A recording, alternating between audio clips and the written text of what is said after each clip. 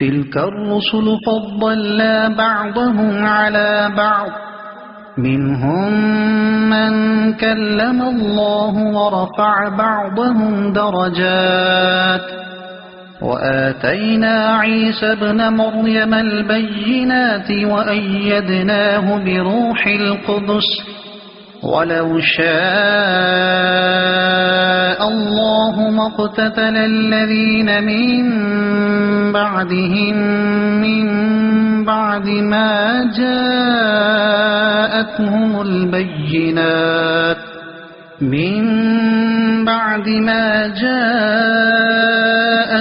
البينات ولكن اختلفوا فمنهم من آمن ومنهم من كفر ولو شاء الله ما اقتتلوا ولكن الله يفعل ما يريد۔ ترجمہ: یہ رسول ہیں، ہم نے ان میں ایک کو دوسرے پر فضیلت عطا فرمائی۔ ان میں کسی سے اللہ نے کلام فرمایا اور کوئی وہ ہے جسے سب پر درجوں بلندی عطا فرمائی، اور ہم نے مریم کے بیٹے عیسیٰ کو کھلی نشانیاں دیں اور پاکیزہ روح سے اس کی مدد کی، اور اگر اللہ چاہتا تو ان کے بعد والے آپس میں نہ لڑتے جب ان کے پاس کھلی نشانیاں آ چکی تھیں، لیکن انہوں نے آپس میں اختلاف کیا تو ان میں کوئی مومن رہا اور کوئی کافر ہو گیا، اور اگر اللہ چاہتا تو وہ نہ لڑتے، مگر اللہ جو چاہتا ہے کرتا ہے۔ تلکر رسول، یہ رسول ہیں۔ اس آیت میں انبیاء کرام علیہ الصلوۃ والسلام کی عظمت و شان کا بیان ہے، اور یاد رہے کہ نبی ہونے میں تو تمام انبیاء کرام علیہ الصلوۃ والسلام برابر ہیں، اور قرآن میں جہاں پہ آتا ہے کہ ہم ان میں کوئی فرق نہیں کرتے، اس سے یہی مراد ہوتا ہے کہ اصل نبوت میں ان کے درمیان کوئی فرق نہیں، البتہ ان کے مراتب جدا گانا ہیں، خصائص و کمالات میں فرق ہے، ان کے درجات مختلف ہیں، بعض سے اعلیٰ ہیں، اور ہمارے آقا علیہ الصلوۃ والسلام سب سے اعلیٰ ہیں۔ یہی اس آیت کا مضمون ہے اور اسی پر تمام امت کا اجماع ہے۔ یہاں آیت میں بعض کو بعض سے افضل فرمایا گیا، اس سے معلوم ہوا کہ یوں نہیں کہنا چاہیے کہ بعض سے ادنا ہیں، کہ یہ ادب کے مطابق نہیں۔ انبیاء کرام علیہ الصلوۃ والسلام کے فضائل بیان کرنے میں احتیاط۔ جب انبیاء کرام علیہ الصلوۃ والسلام کے باہمی فضائل بیان کیے جائیں تو صرف وہ فضائل بیان کرے جو قرآن مجید، احادیث مبارکہ یا اولیاء و محقق علماء سے ثابت ہوں۔ اپنی طرف سے گھڑ کر کوئی فضیلت بیان نہ کی جائے، اور ان فضائل کو بھی اس طرح بیان نہ کیا جائے جس سے معاذ اللہ کسی نبی علیہ الصلوۃ والسلام کی تحقیر کا پہلو نکلتا ہو۔ 3 انبیاء کرام علیہ الصلوۃ والسلام کے خصوصی فضائل۔ اس آیت میں جملہ انبیاء کرام علیہ الصلوۃ والسلام میں سے بطور خاص 3 انبیاء کرام علیہ الصلوۃ والسلام کا ذکر فرمایا گیا۔ ایک حضرت موسیٰ علیہ الصلوۃ والسلام، جن سے اللہ تعالیٰ نے کوہ طور پر بلا واسطہ کلام فرمایا، جبکہ یہی شرف سید الانبیاء صلی اللہ تعالی علیہ وآلہ وسلم کو معراج میں حاصل ہوا۔ دوسرے نبی جن کا اس آیت میں تذکرہ ہے وہ حضرت عیسیٰ علیہ الصلوۃ والسلام ہیں، جنہیں روشن نشانیاں عطا ہوئی، جیسے مردے کو زندہ کرنا، بیماروں کو تندرست کرنا، مٹی سے پرندہ بنانا، غیب کی خبریں دینا وغیرہ۔ نیز روح القدس یعنی حضرت جبریل علیہ الصلوۃ والسلام کے ذریعے آپ علیہ الصلوۃ والسلام کی تائید کی گئی، جو ہمیشہ آپ کے ساتھ رہتے تھے۔ تیسری وہ ہستی ہے جن کے بارے میں فرمایا کہ کسی کو ہم نے درج و بلندی عطا فرمائی، اور وہ ہمارے آقا و مولا، ملجا و ماوا، حضور پر نور، سید الانبیاء محمد مصطفیٰ صلی اللہ تعالی علیہ وآلہ وسلم ہیں، کہ آپ کو کثیر درجات کے ساتھ تمام انبیاء کرام علیہ الصلوۃ والسلام پر فضیلت عطا فرمائی۔ اس عقیدے پر تمام امت کا اجماع ہے، اور یہ عقیدہ بکثرت احادیث سے ثابت ہے۔ اس آیت میں حضور اقدس صلی اللہ تعالی علیہ وسلم کی اس رفعت مرتبہ کا بیان فرمایا گیا اور نام مبارک کی تصریح نہ کی گئی۔ اس سے بھی حضور اقدس صلی اللہ تعالی علیہ وسلم کی بلندی شان کا اظہار مقصود ہے کہ ذات والا کی یہ شان ہے کہ جب تمام انبیاء کرام علیہ الصلوۃ والسلام پر فضیلت کا بیان کیا جائے تو سوائے ذات اقدس کے یہ وصف کسی پر صادق ہی نہ آئے اور کسی اور طرف گمان ہی نہ جائے۔ حضور پر نور صلی اللہ تعالی علیہ وآلہ وسلم کے وہ خصائص و کمالات جن میں آپ تمام انبیاء علیہ الصلوۃ والسلام پر فائق و افضل ہیں، اور ان میں آپ کا کوئی شریک نہیں، بے شمار ہے، کیونکہ قرآن کریم میں یہ ارشاد ہوا ہے کہ درجوں بلند کیا، اور ان درجوں کا کوئی شمار قرآن کریم میں ذکر نہیں فرمایا گیا، تو اب ان درجوں کی کون حد لگا سکتا ہے؟ ان بے شمار خصائص میں سے بعض کا اجمالی اور مختصر بیان یہ ہے کہ آپ کی رسالت عامہ ہے، یعنی تمام کائنات آپ کی امت ہے، جیسا کہ اللہ تعالیٰ نے ارشاد فرمایا وما ارسلناک الا کافۃ للناس بشیرا ونذیرا. ترجمہ: ارے محبوب، ہم نے آپ کو تمام لوگوں کے لیے خوشخبری دینے والا اور ڈر سنانے والا بنا کر بھیجا ہے.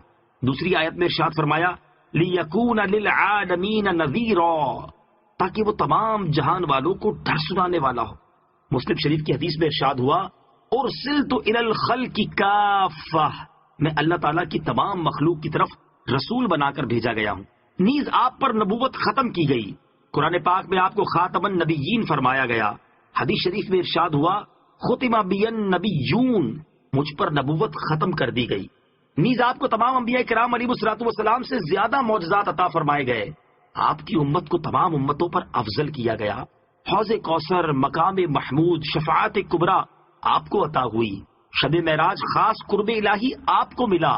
علمی و عملی کمالات میں آپ کو سب سے اعلیٰ کیا، اور اس کے علاوہ بے انتہا خصائص آپ کو عطا ہوئے. اعلیٰ حضرت رحمت اللہ تعالی علیہ نے تمام انبیاء کرام علیہ الصلوۃ والسلام پر حضور پر نور صلی اللہ تعالی علیہ وسلم کی افضلیت میں اپنی کتاب تجلی الیقین بان نبینا سید المرسلین میں 10 آیتوں اور 100 حدیثوں سے ثابت کی ہے. یہ فتاوی رضویہ کی 30ویں جلد میں موجود ہے.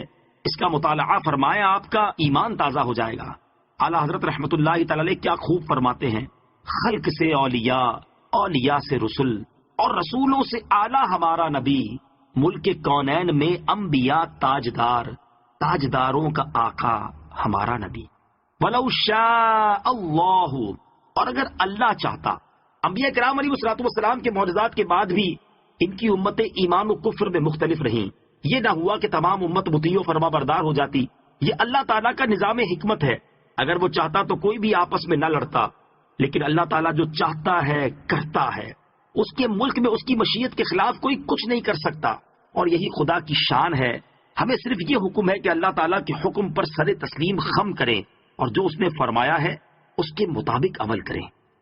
يا أيها الذين آمنوا أنفقوا مما رزقناكم من قبل أن يأتي يوم لا بيع فيه ولا خلة ولا شفاعة والکافرون هم الظالمون. ترجمہ: اے ایمان والو، ہمارے دیے ہوئے رزق میں سے اللہ کی راہ میں اس دن کے آنے سے پہلے خرچ کر لو جس میں نہ کوئی خرید و فروخت ہوگی اور نہ کافروں کے لیے دوستی اور نہ شفاعت ہوگی، اور کافر ہی ظالم ہے. انفقوا مما رزقناکم، ہمارے دیے ہوئے رزق میں سے اللہ کی راہ میں خرچ کر لو. تفسیر صراط الجنان میں ہے فکر آخرت دیتے ہوئے ارشاد فرمایا جا رہا ہے کہ قیامت کے آنے سے پہلے پہلے راہ خدا میں اللہ تعالیٰ کا دیا ہوا مال خرچ کر لو. قیامت کا دن بڑی ہیبت والا ہے.